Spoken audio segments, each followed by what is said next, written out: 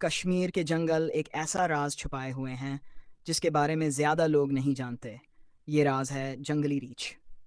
احساس کرنے والے جنگلی ریچھ قدرت کا طاقتور مگر خاموش کردار کشمیر اپنی قدرتی خوبصورتی، بلند پہاڑوں، سرسبز وادیوں، جھیلوں اور گھنے جنگلات کی وجہ سے دنیا بھر میں مشہور ہے۔ انہی جنگلات میں کئی نایاب اور طاقتور جنگلی جانور بستے ہیں جن میں جنگلی ریچھ کو ایک خاص مقام حاصل ہے۔ کشمیر کے جنگلات میں ریچھ نہ صرف گھنے اور پہاڑی جنگلات میں زیادہ پایا جاتا ہے۔ اس کا رنگ سیاہ ہوتا ہے اور سینے پر اکثر سفید نشانہ ہوتا ہے۔ یہ ریچھ درمیانے قد کا ہوتا ہے مگر بے حد طاقتور اور پھر تیلا ہوتا ہے۔ یہ درختوں پر آسانی سے چڑھ سکتا ہے اور خوراک کی تلاش میں کئی کلومیٹر تک سفر کرتا ہے۔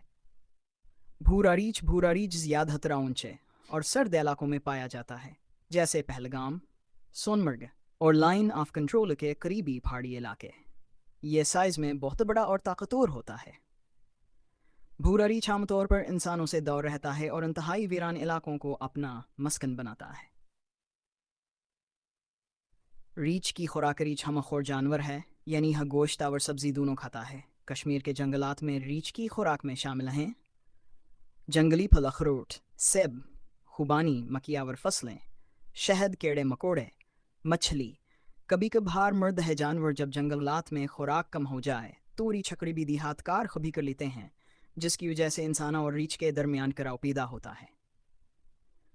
ریچھ اور انسان کاٹ کر کشمیر پچھلے کچھ سالوں میں ریچھ اور انسان کے درمیان تصادم کے واقعات میں اضافہ ہوا ہے۔ اس کے بڑی وجوہاتی ہیں جنگلات کی کٹائی، انسانی آبادی کا جنگلوں تک پھیلاؤ، قدرتی خوراک کی کمی، غیر قانونی شکار۔ ریچھ فطرتاً انسان پر حملہ آور نہیں ہوتا، لیکن جب اسے خطر محسوس ہو یا خوراکن حملے تو وہ دفاعی انداز میں حملہ کر سکتا ہے۔ زیادہ تر حملے دیہات، کھیتوں اور سیب کے باغات کے قریب ہوتے ہیں۔ ریچھ کی عادات اور زندگی ریچھ زیادہ تر اکیلا جانور ہوتا ہے۔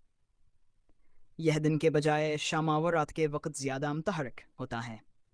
سردیوں کے موسم میں ریچھ غاروں میں جا کر لمبی نیند اختیار کر لیتا ہے، خاص طور پر بھورا ریچھ۔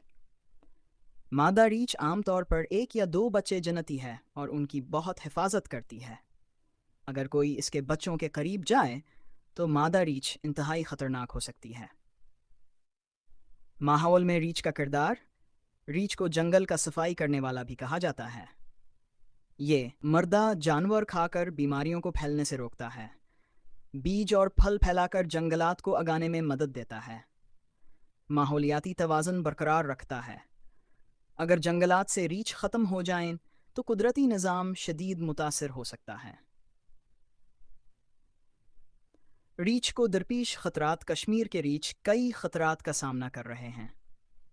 غیر قانونی شکار، جنگلات کی تیزی سے کٹائی، موسمی تبدیلیاں، سڑکوں اور تعمیرات کی وجہ سے قدرتی راستوں کی بنشاسی وجہ سے آج ریچھ کو تحفظ یافتہ جانور قرار دیا گیا ہے۔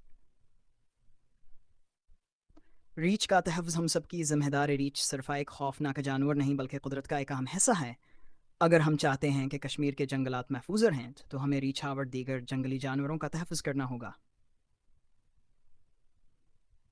جنگلات کی حفاظت کریں، غیر ضروری شکار سے بچیں، جنگلی جانوروں کو ان کے قدرتی ماحول میں جینے دیں، آگاہی پھیلائیں۔ اختتامیہ، کشمیر کے جنگلات میں بسنے والا جنگلی ریچھ قدرت کی ایک زبردست تخلیق ہے۔ اس کی طاقت، خاموشی اور جنگل کے ساتھ گہرا تعلق ہمیں یہ سکھاتا ہے کہ انسان اور فطرت کو مل جل کر رہنا چاہیے۔ اگر ہم نے آج ریچھ اور جنگلات کی حفاظت نہیں کی تو آنے والی نسلیں صرف تصویروں میں حیران عظیم جانوروں کو دیکھ سک۔ قدرت کو بچائیں، ریچھ کو بچائیں، کشمیر کو محفوظ بنائیں۔